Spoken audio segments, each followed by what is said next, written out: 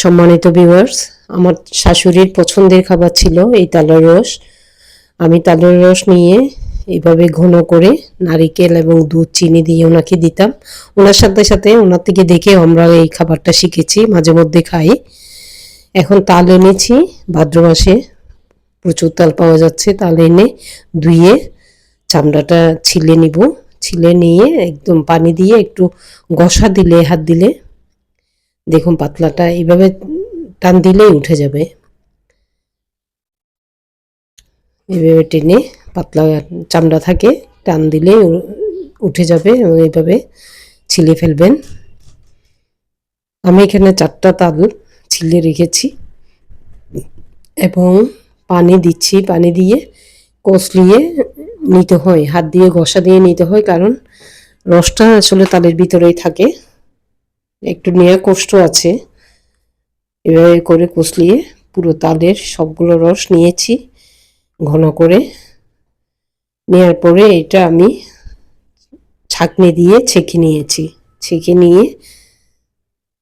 ছেঁকে নিতে হয়, কারণ এই যখন ঘষা দিলে তালের থেকে আঁশ বের হয়, সেজন্য এটা ছেঁকে নিতে হয় যাতে আঁশ রসের ভিতর না থাকে। দেখুন কি ঘন একটা রস নিয়েছি।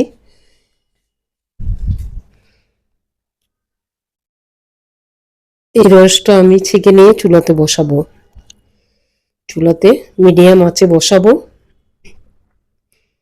যখন এটা সিদ্ধ হয়ে উঠবে তখন দিয়ে দিব আপনার, নেড়ে নেড়ে চামচ দিয়ে নাড়তে হবে অনবরত, যাতে তলাতে লেগে না যায়। লেগে গেলে তিতা হয়ে যাবে, পুড়ে গেলে তালের রসটা তিতা হয়ে যাবে।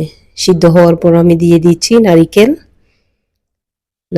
কুড়িয়ে রেখেছিলাম।